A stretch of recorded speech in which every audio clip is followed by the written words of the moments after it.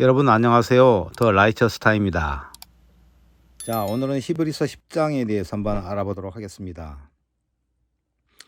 히브리서 8장에서 영원한 복음을 포괄적으로 설명을 했고, 9장에 들어와서는 땅의 제사와 또 그리스도께서 이루신 하늘의 제사에 대해서 이른바 모델하우스와 실제 준공된 아파트처럼 비교해서 영원한 복음을 언급을 했다면, 이제 10장에 들어와서는 율법으로는 온전케 할 수 없지만 오직 그리스도로 말미암아 거룩하게 되고 영원히 온전케 되었다는 것을 성령의 증거로 확정하고 있습니다.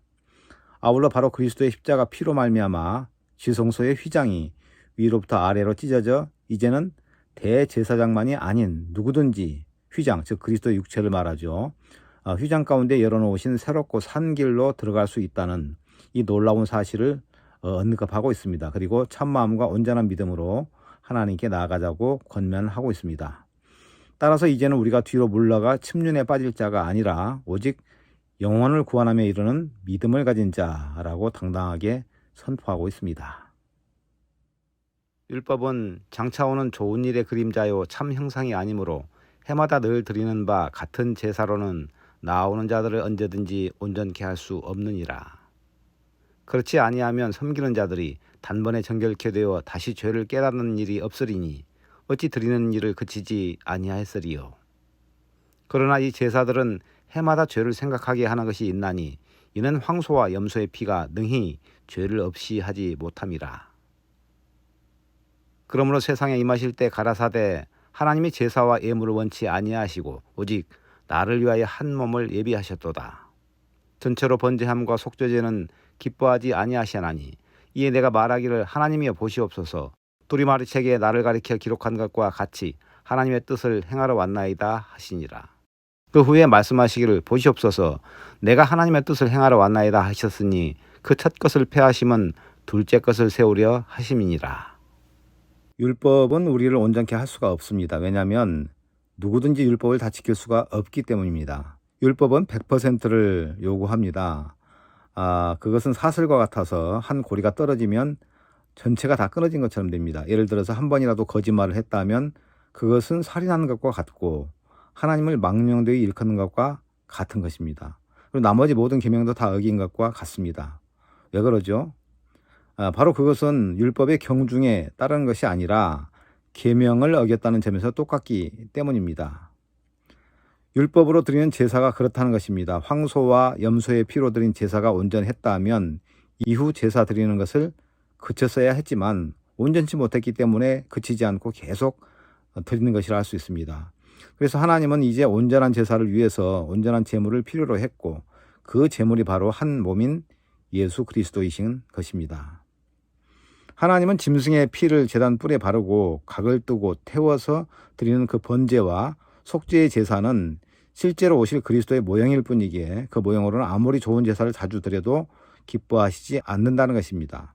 하지만 두루마리의 책, 즉 성경 이사야 53장에 여호와께서는 우리 무리의 죄악을 그에게 담당시키셨도다 라고 그리스도를 가리켜 기록한 것과 같이 바로 하나님의 뜻을 이루시기 위해서 한 몸을 준비하셨는데 바로 그분이 예수 그리스도인 것입니다. 그것은 당연히 첫 것이 그 모형, 율법이므로 그 율법을 폐하고 둘째 것, 실제이신 예수 그리스도를 세우시기 위함이었습니다. 그럼에도 오늘날 많은 사람들은 율법에 매여서 계명을 지키려고 노력하고 있고 행위에 매인 신앙을 하다 보니 마음의 자유가 없고 자기 행위에 따라서 신앙을 재단하는 어리석음을 범하고 있습니다. 이 뜻을 좇아 예수 그리스도의 몸을 단번에 들이심으로 말미암아 우리가 거룩함을 얻었노라. 제사장마다 매일 서서 섬기며 자주 같은 제사를 드리되 이 제사는 언제든지 죄를 없게 하지 못하거니와 오직 그리스도는 죄를 위하여 한 영원한 제사를 드리시고 하나님 우편에 앉으사 그 후에 자기 원수들로 자기 발등상이 되게 하실 때까지 기다리시나니 저가 한 제물로 거룩하게 된 자들을 영원히 온전케 하셨느니라. 또한 성령이 우리에게 증거하시되 주께서 가라사대 그날 후로는 저희와 세울 언약이 이것이라 하시고 내 법을 저희 마음에 두고 저희 생각에 기록하리라 하신 후에 또 저희 죄와 저희 불법을 내가 다시 기억지 아니하리라 하셨으니 이것을 사하셨은즉 다시 죄를 위하여 제사 드릴 것이 없느니라. 바로 이 하나님의 뜻, 즉 이사야 53장 6절에 기록된 그 말씀을 이루시기 위해서 참 하늘 성소의 제물로 예수님은 십자가를 지셔야 했고 바로 그리스도의 십자가 죽음으로 우리가 거룩하게 된 것입니다. 신앙이 좋다는 사람들에게 당신은 거룩하냐라고 물으면 절대 거룩하다고 말을 하지 못합니다. 왜냐하면 바로 자기의 행위를 보기 때문입니다. 하지만 하나님은 분명히 우리 행위를 보고 말씀하시지 않았고 그리스도의 십자가 죽음이 우리를 거룩하게 하셨다고 확실하게 말씀하고 있습니다. 그 십자가 죽으심은 단번에 땅이 아닌 영원한 세계, 즉 영원계에서 드려진 것이기에 우리 죄가 완벽하고 영원히 사해진 것이고 우리를 거룩하게 했을 뿐만 아니라 온전하게 만드신 것이라고 성경은 말씀하고 있습니다. 자, 무엇을 믿을 것입니까? 자기의 생각을 믿을 것인가 아니면 하나님의 말씀을 믿을 것인가 우리는 한번 곰곰이 생각을 해봐야 합니다. 이 놀라운 사실을 바로 성령께서 증거하고 계신다고 성경은 말씀하고 있습니다. 성령께서는 그리스도의 십자가 죽음으로 이젠 율법, 즉 죄와 사망의 법이 아닌 새 언약인 생명의 성령의 법이 세워졌다고 말씀하고 있습니다. 그 새로운 법은 의문, 즉 법에 쓴 증서가 아닌 우리 마음에 기록한 것이며 예레미야 선지자가 예언한 대로 새 언약대로 다시는 우리 죄와 허물을 기억하지 않으시겠다는 하나님의 분명한 뜻을 말씀하고 있습니다. 예레미야 31장 33절 34절을 보면 나 여호와가 말하노라. 그러나 그날 후에 내가 이스라엘 집에 세울 언약은 이러하니 곧 내가 나의 법을 그들의 속에 두며 그 마음에 기록하여 나는 그들의 하나님이 되고 그들은 나의 백성이 될 것이라. 그들이 다시는 각기 이웃과 형제를 가리켜 이르기를 나는 여호와를 알라 하지 아니하리니 이는 작은 자로부터 큰 자까지 다 나를 알미니라. 내가 그들의 죄악을 사하고 다시는 그 죄를 기억지 아니하리라. 여호와의 말이니라.